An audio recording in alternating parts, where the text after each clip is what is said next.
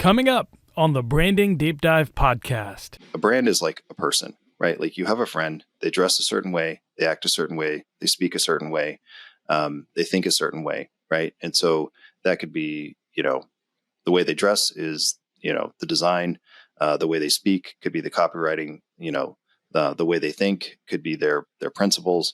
And so humor works for certain brands as long as they understand that they're that type of archetype, right? Like, and it can work in any industry, but you're right. You have to be careful. Like your humor needs to be funny, but it shouldn't be biting.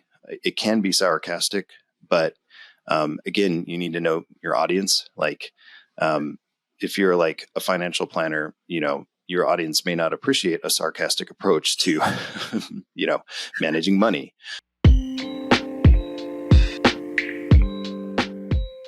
This is Ahmed Chima, and welcome to the Branding Deep Dive podcast. If you're new here, this is a podcast where we have in-depth discussions with founders, marketers, and brand strategists on how to build a brand that people love.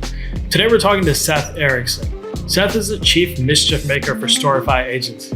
Storify helps you understand the neuroscience and psychology of storytelling, which has led to massive success for small and large companies. Seth also has a best-selling book, How to Hack Humans, which has received 2 awards and shows businesses the secret method used to get the most ADHD customers to pay attention.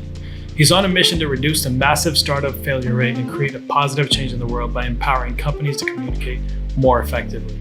In this episode, we dive deep into why it's so important to understand storytelling as a business, how to create content your customers will want to binge, how to use emotion in your storytelling, and much, much more. If you feel like your business isn't telling stories effectively, this episode is a must listen. Now, here's Seth.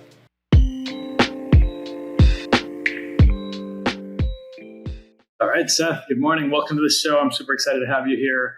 For the audience that may not be familiar with who you are and your work, can you give them a brief introduction?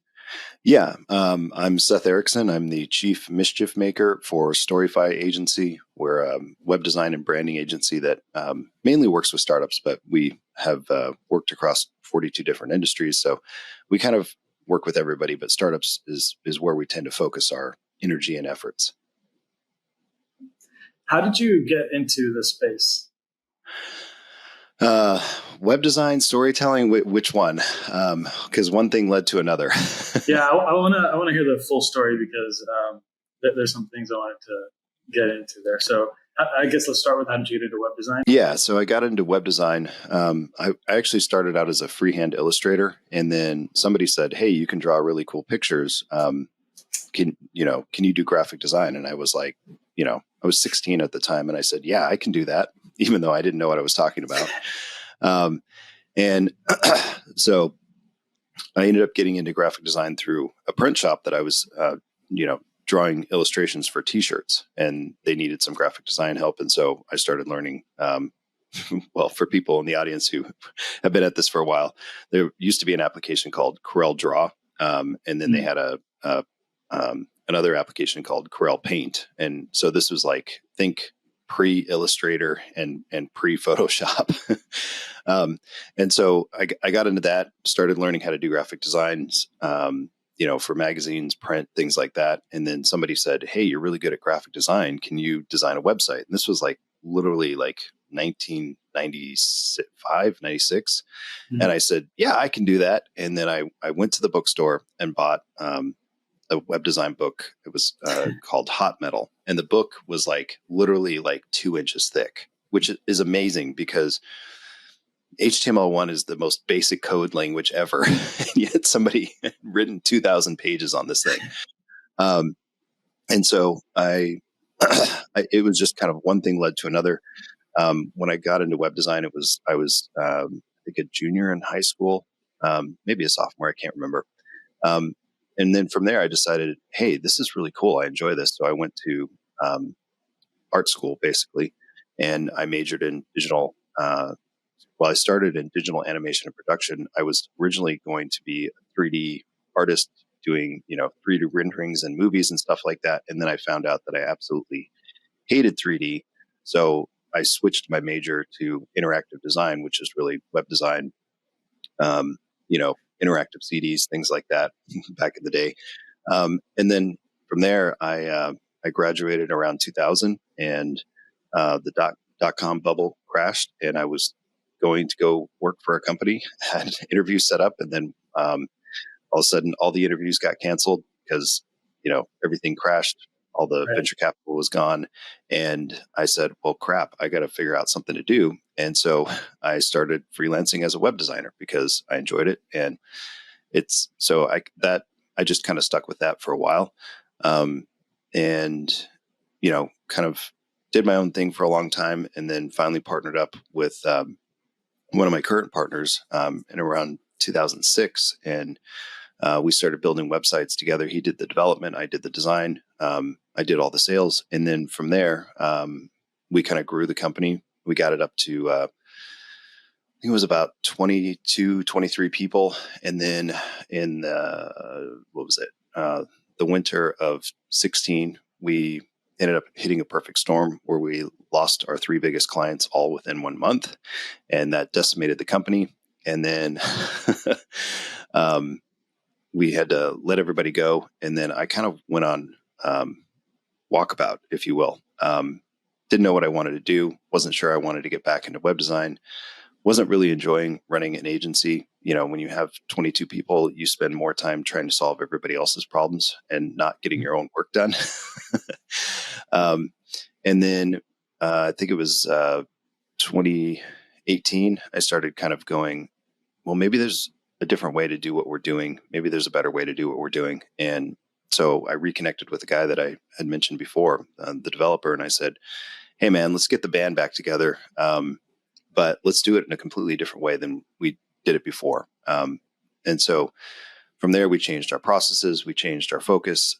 We started getting into the more of the storytelling thing because previously we were doing web design and we were great at design. We were great at like making pretty pictures, but we ran into this issue where we would build websites for clients and we're like, hey, did we increase your business? And the clients were like, no, but we really love the website that you built for us. And I was like, what the hell are we doing here? Like, we're not actually helping people, which is ultimately what I want to do. I got into this because I like design, but I found I could help people through design. And so I was like, we're just not really helping people, but we're getting paid really well. I mean, that's great. But I wanted to do more. I wanted to move the needle for my customers and clients, and we weren't doing that. And so we started looking at well, how do we become better marketers? And through that, we started learning about storytelling. And then we, when we kind of put the company back together, we decided to relaunch under the name Storify, which means to tell or narrate in story. And we did that right when the pandemic hit. And so it was another perfect storm of come on, man. I graduate college, the .com bubble happens. Can't catch a break. We build this company. We got all these employees. We have multiple offices, and then we lose all of our clients, and then we try to come back, and then it's the pandemic. But none of that stuff really detours me from doing what I've wanted to do. And so we've been slowly kind of growing the company since 2000, but it's been incredibly slow growth, unfortunately, because when everybody's at home and people don't want to spend money because they're not sure about what's going to happen next, and all this stuff, we got a slow start. But then this year things have really been picking up speed, and we're like, holy crap, we need to start hiring people again. And so it's been an interesting journey. So there's the story. Yeah, I was going to ask you. So one thing that was mentioned in I don't know if you mentioned it right now, but is in your bio, is that in that first agency that you had, it was a Webby award-winning visual agency. Maybe the audience doesn't know what a Webby is, but these are Web Design Awards. And so this is completely random, not necessarily related to the story, but how do you actually go about winning a Webby? Is it does someone have to submit? You have to get nominated, or do you get discovered by itself? You go through a submission process, and then you got to pay a fee, and they have a panel of judges. I think there's so we did this in 2013. I think there was 7 judges. I don't know if it's still the same format because it's been almost 10 years since we did that, but Yeah, we submitted it, and they were like, "Hey, thanks for your submission. There's like 2,000 other people in your category," and we were like, "Well, we'll see what happens." And then we basically got an email out of the blue, like I don't know, it was like a couple months later, and they were like, "Hey, you won a Webby," and we were like, "Really? Holy shit!" So I actually behind me, right here, is the certificate for the Webby Award. That and then again, it's like, well, do you want the placard? Do you want this thing? They give you all these options, which of course you have to pay for. And I was like, well, we'll take the cheap option. So we got the certificate instead of the spring that's their primary thing. So, but yeah, we've actually won several awards. There's two more here, a gold and a silver for W3. And we won side of the day on a bunch of different websites and got featured all over the place. So yeah, we were award-winning agency, and that obviously helped a lot and got our name out there, and got us exposure to a wider audience. But at the end of the day, it didn't save us from like I said, 3 of our clients. One basically was a startup that didn't get its next round of funding, which is basically the kiss of death in the startup world.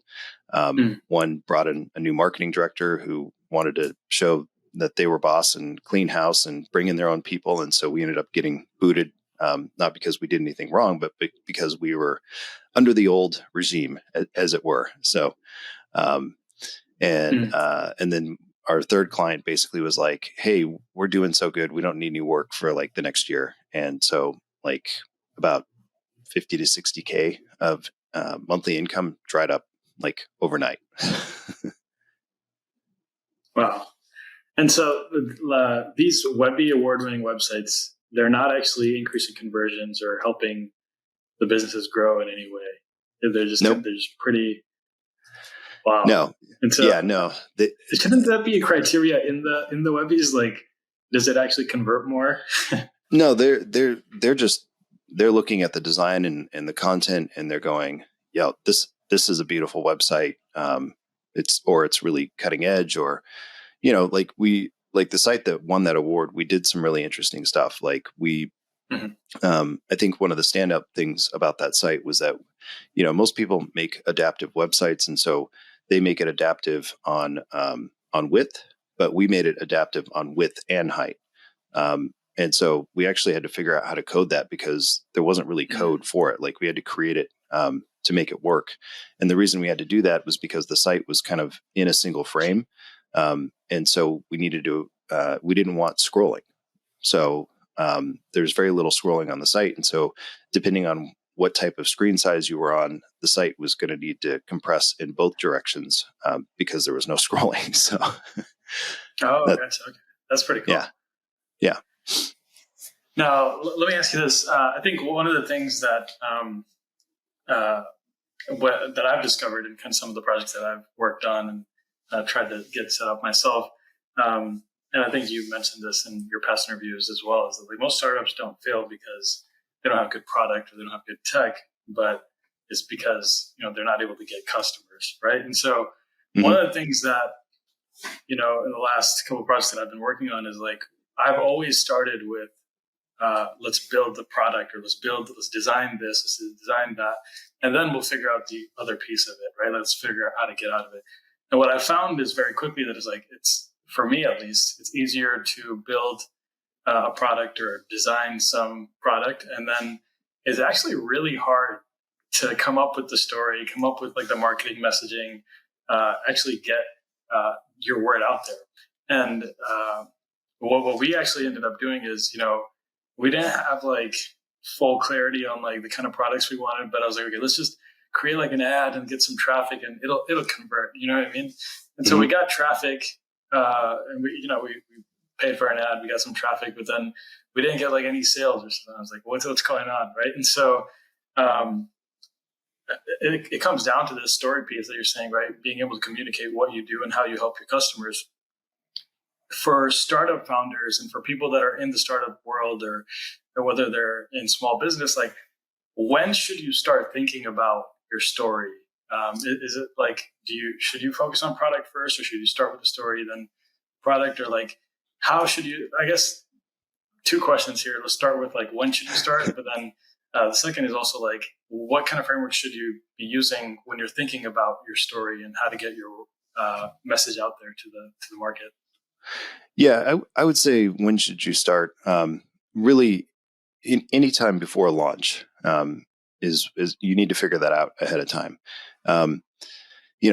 With some products, like, you have to go build it because you need a proof of concept, right? Like, you come up with an idea and you're like, well, can we do that? I don't know. Let's go find out, right? And so you actually have to go through that work and figure out, like, can you do what you think you want to do? And so the story really can come at the end, as long as it's before launch, because you want to launch with that story, right? Like, you don't want to introduce the product and then try to fix the story after the fact. That can be done.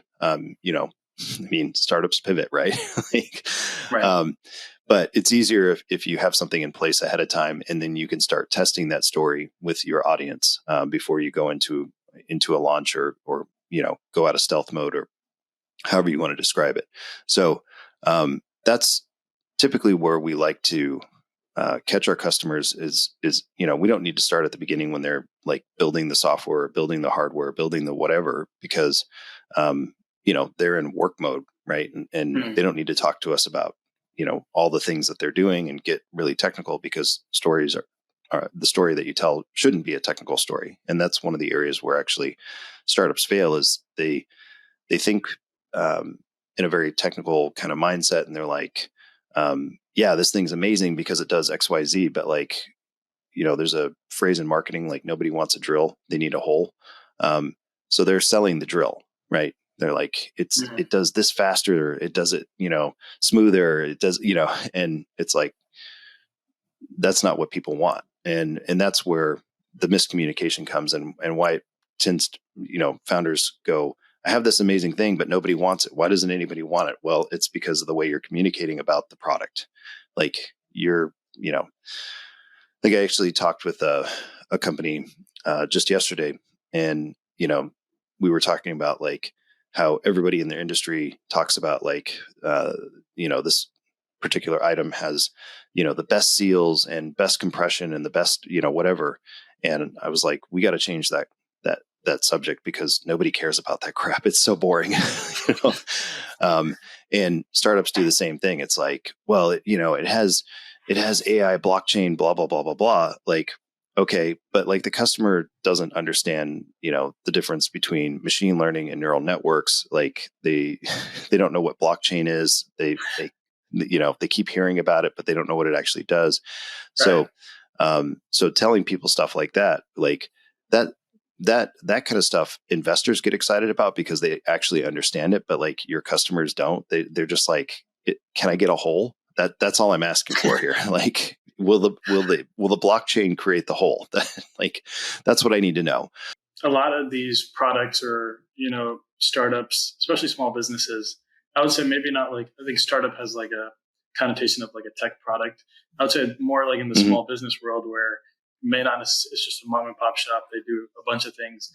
What I've seen happen in a lot of people that I've worked with is, like, they do so many things that it's hard for them to narrow down on, like, what exactly they should be communicating to their customers. So in that situation, like, how should you actually start thinking about what your story is, and how do you narrow down and simplify? Like, like, they're all thinking, like you said, the drill does this, drill does that, and drill can also be used to, I don't know, do other things besides the hole. But, like, again, the customer just wants the hole. So how do you get them to start thinking about and really simplifying down to the hole? Yeah, well, it depends on the customer. That's a big question that you asked. I mean, it's a good one, but in most industries, there's kind of a primary thing that everybody does in that industry. Like, the podcast with a guy that does coffee. Well, his thing is coffee, but he can add other things, right? Like baked goods and other stuff like that. The main thing is, whatever these secondary things are, you want those things to support your main thing, right? So in storytelling, you have a plot, which is your main plot, and then you have subplots to that story, right? It may be an action movie, but this character is, has a love interest over here, and there's conflict with that character. That's a subplot to the main action of the movie. So you can have other things in your story, but it needs to be focused on one thing. Otherwise, if you try to tell a story with too many subplots, then it just gets confusing. It's hard to follow. We can't process all that information, which is why, like what's a good example? What is it? Batman Returns, Batman Forever, the one where they had like Mr. Freeze and the Riddler and Poison Ivy all in the same movie. And it was like, you got these three different villains. Everything's confusing because there's all this stuff going on. And people want to be able to just focus on one thing. And so, with the guy, it's like that I was talking about that runs the coffee shop, his message needs to be about coffee, right? Everything else should support that idea. With us, like everything we talk about is focused on web design, but the storytelling and the branding support that, right? In the way that we put it together. So yeah, you really got to pick one thing, and then talk about the thing, and then support that thing with other subplots. Is the way that I would answer that question, I guess. Yeah, no, that's a really good way to look at it. One of the things that I wanted to ask you is about humor. I know, like, there's a lot of brands out there that, I wrote down a couple here that come to mind. I don't know if you heard about all these, but the biggest ones, like Old Spice, Wendy's, and then there's like Manscaped, and then like Bird Dogs. Have you heard of Bird Dogs? Mm-hmm. Not Bird Dogs, but Liquid Death is another one that uses humor in their videos and things like that. So yes. What's your question? What I'll say about Bird Dogs is I signed up for their email newsletter, and I've never like bought a product. I just I actually look forward to their weekly like newsletter that comes out, because it's just like meme after meme after meme.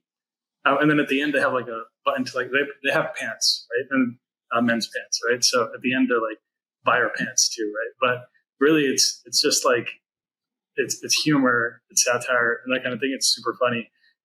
And I think this is like super, super important, but it's so hard to do.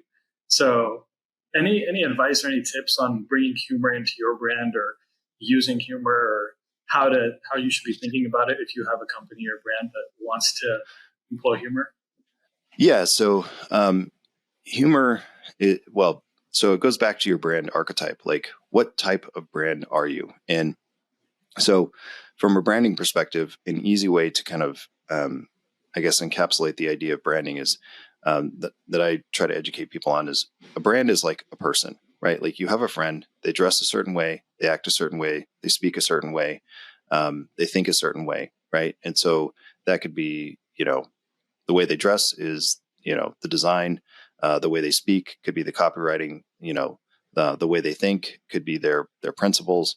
And so humor works for certain brands as long as they understand that they're that type of archetype, right? Like, and it can work in any industry, but you're right. You have to be careful. Like, your humor needs to be funny, but it shouldn't be biting.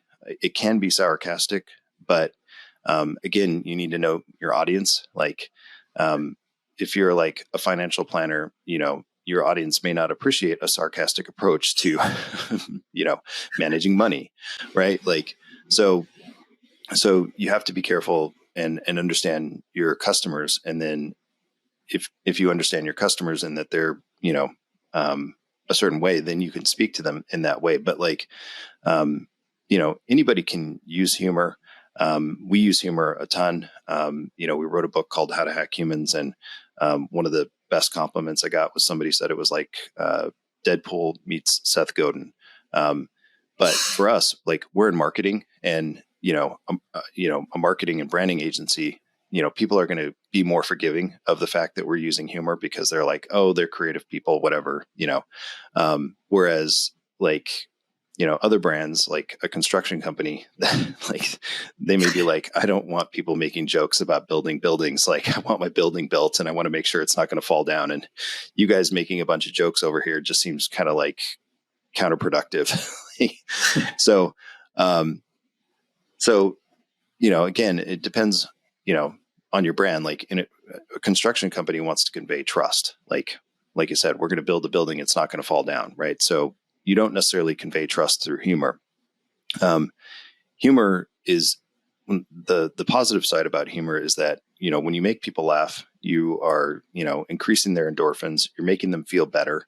And then that does help kind of build your brand in the sense that, like, if you have a friend, right, that's really funny, you like hanging out with that friend because he's going to tell jokes and he's going to make you laugh and he's going to make you feel better and he's going to have crazy stories and all this stuff. Like, so it really depends. Like, some people are naturally funny, some people are not, and so as far as, your company, like if you're not a funny person, don't try to use humor. Like it doesn't make sense. It doesn't fit with who you are as an individual. You're going to struggle at it, but that doesn't mean that you can't find somebody who is funny and then hire them to help you. You know what I mean? But yeah, you have to be careful. For instance, like one of the best reviews I got on the book that we did was a guy who absolutely loved the book. He wrote like a 4-paragraph review on the book, and then at the end he was like, if there's one thing I could change about this book is I would take all the humor out of it because I don't think this guy's very funny. but 4 paragraphs of how amazing the book was and how he had learned all this stuff. And then he was like, but I don't think this guy's funny. So, you're not going to catch everybody with humor. I think a wide majority of people do appreciate humor, but again, it's like, it needs to be measured and balanced, and you don't want to be making jokes constantly at the expense of just making people laugh, but they're not actually, learning or gaining anything from what you're doing. With us, we use a lot of humor, but we want to be like a type of teacher that like comes in and is excited and tells you stories, but like you also learn through the process because you're engaged in that humorous interaction. So again, it's like, if somebody were to hire us, we would push for them to use humor, but it doesn't necessarily mean that we would push every one of our clients to use humor, so it depends. Yeah. So it sounds like you're saying it really comes down to understanding your customer and then being true to who you are as like the person behind the brand, right? So if you're not funny, don't try to go out of your way to try to be funny. I think one of the things that I wanted to pick your brain on is like everyone is creating content, right? Like there's whatever business you're in nowadays, maybe not everyone, but like the majority of businesses are creating some type of content. And then we have this, majority of it is not good content, right? And then there is, and there's like the few that like are really good. And it's like, oh, I can just watch this content all day, even though it's, paid content from a business and they have they want to get you to buy stuff, right? And they know how to they know how to create content that people watch, right? And so I was going to ask you, what's the difference between these two? Like, how do you become a company that creates content that people actually want to watch, right? Like want to actually engage with, continue, engaging with. Yeah. So I would say the difference between the two is a lot of people create content and all they're doing is giving information, and they're just giving you stats, facts, figures, things like that. And that kind of content isn't that engaging. And we know that even from like a neuroscience perspective, only 2 parts of your brain light up when you hear facts and figures, which is why, you can sit through a hour-long PowerPoint presentation and walk out and go, I have no idea what that person just said. The other type of content is, can be more story-driven, where people start becoming a part of that story. And stories really use the same principles over and over again. there's books out there like Story Brand, which kind of breaks down the hero's journey from 15 steps down to 7 steps. But ultimately, you can write a story just using 3 of those steps, which is problem, solution, transformation, right? Every customer has a problem. You're offering the solution to help them. But really, transformation is like, so going back to our drill analogy, it's one thing to say, hey, we understand our clients want to make a hole with this drill. You go to another level when you say, but why do our customers need that hole, right? Do we have that level of understanding? Is it they're hanging a picture? Is it they are, mounting shelves? Is it that they are, need to put up exercise gear? If we can understand that, that's really the transformational aspect of what the customer is really wanting, because yes, there is a problem, but it's not just fix my problem. It's like fix my problem and give me all this other stuff on the backside of that. And that's the transformational aspect of the story. It's like, with anything that you have, like let's say it's food. Well, people are hungry, right? That's the problem. You offer food. Okay. That's the solution. What is the transformation? Well, does the food make you healthier? Have you found, the best bakery in town that nobody knows about, right? That's that gives you kind of social clout, right? It's not just the food. There's always something on the other side of it that when you understand your customers at that deeper level, then you can speak to that, and apply that in a way that, basically gives you a huge lever to attract your audience. So, I think the other part of the question too was like, you were saying, how do you keep them binging on the content? Well, there's channels to do that. So, obviously if you're a YouTube creator, like you're going to continue to update your content and your message. If you're on social, you're going to continue to update your message. So in those platforms, what you can do is you can tell a story and then you can kind of like leave the story unresolved until the next post. Mm-hmm. And then you start the next post, and then maybe there's a part of that story that's still unresolved. And you're like, come back and check me out tomorrow, and I'll tell you about this. To date myself, there used to be an old show. I don't know if you've ever heard of the show called Paul Harvey. He would come on for like an hour. He would tell the story, and then halfway through the story, he would basically stop the story, and he would say, you have to come back tomorrow to get the rest of the story. And then he would leave you at this unresolved point of the story where you're like, what happened? How did the bank robber get away? Did the police catch him? I don't know, and then you'd have to come back the next day and he would tell you another story. And then again, in that story, he would leave another open thing. And so, I think StoryBrand, they call it open loops. Other people have called it different things. It's basically an unresolved question that you leave in the reader's mind, and then you link them to the next thing. And so email is another platform that you can do that. Like you can tell, the story about this person or this thing or this event or whatever. And then at the end of it, and you're like, I'll email you tomorrow and let you know about this, this thing. And so you resolve it in the next email, but then again, you create another open question in the user's mind. And so they just keep binging. TV shows do the same thing. They leave you at a cliffhanger. And then you're like, well, crap, I got to come back next week and figure out, what happened to to this character or whatever. So that's how you do that. It doesn't work so well, like when you have static content, like on your website, like you're not going to keep updating your website constantly. You have static content. So that's not where you would want to try to get people binging on content. But in your blog, right, you can start creating those open loops or those unanswered questions. And then you might say, come back and check out our blog next week when we, touch on this subject further. So, so understanding where you should do that is important. And then understanding how you do that is the other thing, which is, again, you got to leave something unresolved that in the reader's mind, and that's what's going to keep them coming back. Next thing I was going to ask you was about bringing emotions into your stories, but it sounds like when you were explaining this last piece, it sounds like, and please correct me if I'm wrong, but it sounds like if you have the problem, solution, and the transformation is where you want to hit on the emotions, right? Like what is how is the customer transforming? And you use that to really paint a picture and get the audience emotionally involved. Is that right?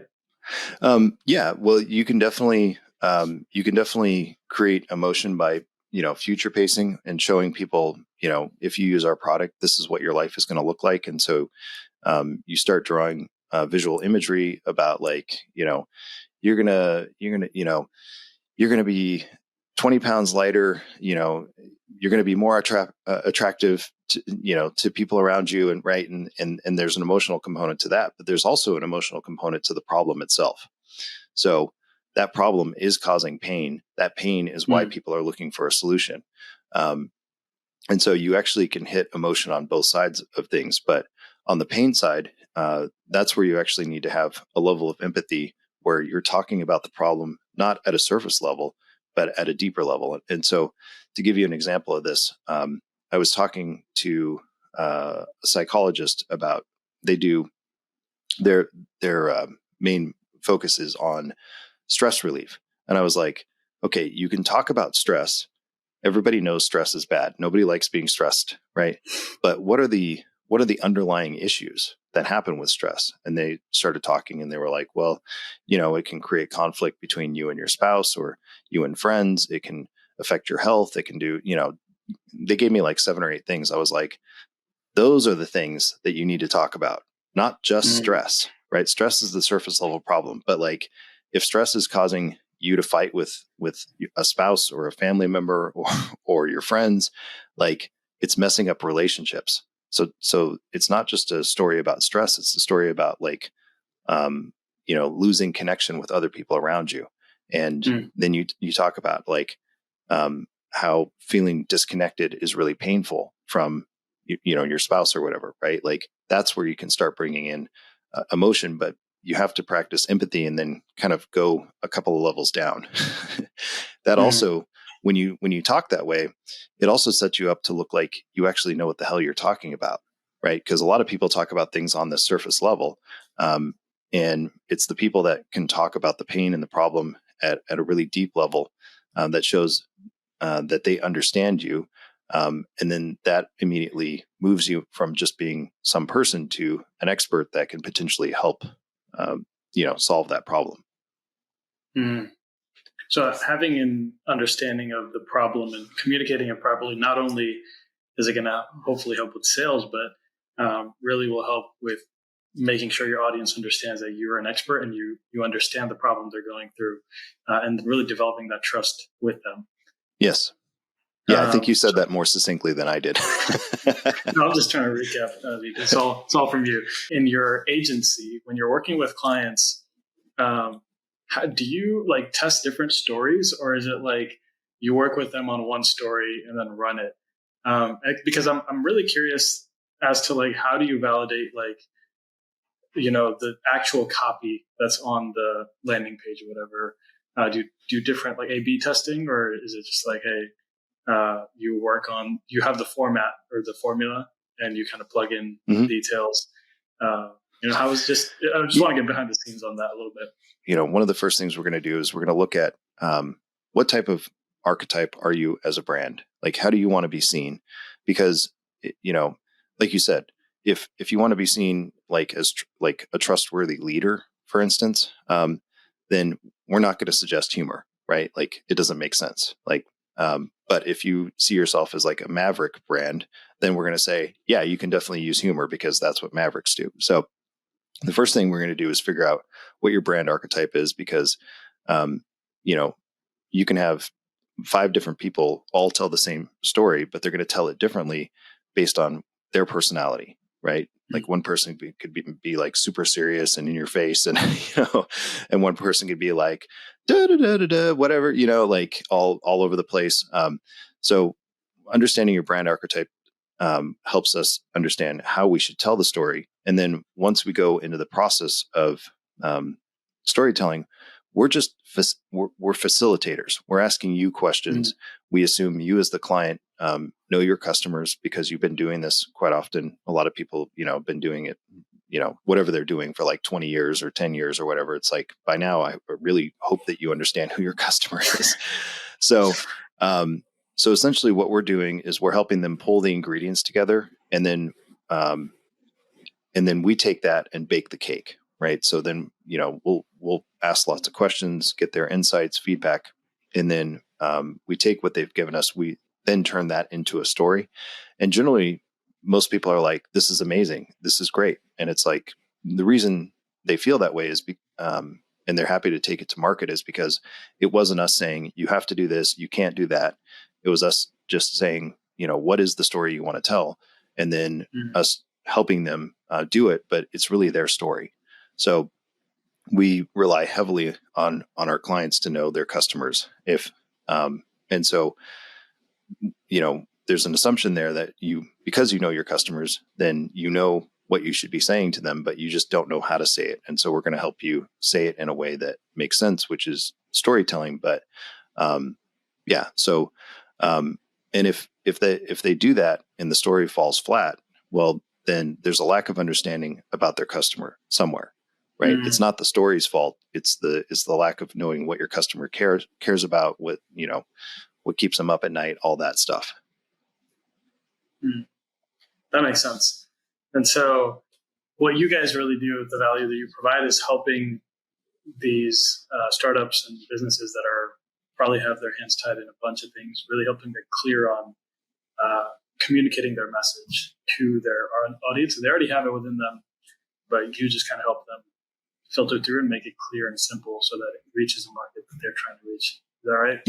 Yeah. It's all there. It's just, like the thing that I always tell, founders is like, look, you went to school, you probably, for engineering or software engineering or something like that, you probably didn't take a ton of branding or marketing classes.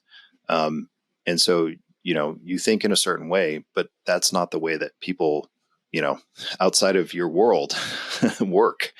We got a bunch of messy, meat bags walking around, and you got to communicate in the way that they want to be communicated to. They're not going to, you can't just send ones and zeros at them and hope they're going to understand what you're saying. So we're like, we get it, but like, we're kind of like, we're the translator, we're like, we're the Aaron to their Moses, you know what I mean? Like, we're in there going, okay, you don't know how to communicate. That's fine, because you're an expert at all this other stuff. And we'll come in and suss all this information out of you or tease it out, I guess. And then we'll translate it into something. And then at the end, you get to look at it and go, yeah, that's what I meant to say. That's awesome. Then Seth, it's been a pleasure. I know you have a book, and then I did want to give you some time for the people that are interested in working with you. How do they get in touch? So let's start with the book. The book is called How to Hack Humans, right? Yeah, How to Hack Humans, Storytelling for Startups. We specifically targeted the book at startups, but really anybody who runs a business can find a lot of useful information in there. It's on print on Amazon and in paperback and hardcover. And we just released the audio version a couple months back. I actually do the narration. Nice. And the audiobook is like what I would call the director's cut. It's slightly different from the printed version. I tell more jokes. I swear more. So, I basically threw in a bunch of this stuff that the editors told me to take out of the printed version, and I just kind of went rogue. So, so the versions are slightly different, but both, you can find the audiobook on Audible, but it's available everywhere else that you could buy audiobooks. So, and then for the people that are interested in fixing their story for their brand, how do they get in touch with Storify? Yeah. So the two main ways people tend to get in contact with us is through the website. There's a button on there that you can, go and click and set up a schedule a meeting. But I also, in the last couple of years, have a lot of people just hit me up through LinkedIn. Like they just find me on LinkedIn and they like send me a chat message and away we go. So either of those ways are good. So Cool. I'll leave the links in the description. Thank you so much, Seth. It's been a pleasure.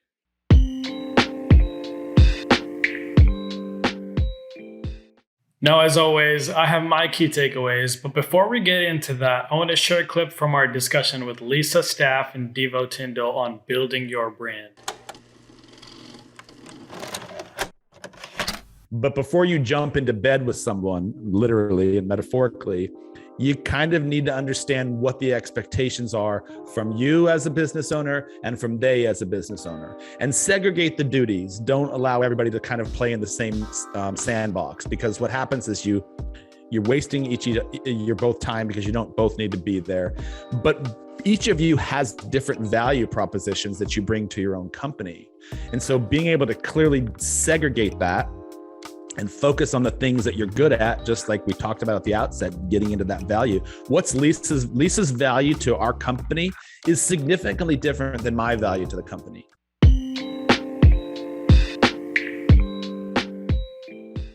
If you enjoyed this discussion with Seth, I am sure you'll also enjoy the episode with Lisa and Devo. Check it out wherever you're listening to this podcast. It is episode number 42. Now here are my key takeaways. Number 1, understand your brand archetype. Don't just use humor because you've seen another brand use humor. Use what works for your customers. And number 2, get people to binge your content by using open loops. Give people a cliffhanger at the end of each piece of content so they always want more. And that is all for this episode. If you enjoyed this discussion, the easiest way to help out is to leave a review and share with a friend. Thank you so much for listening. We will see you next episode.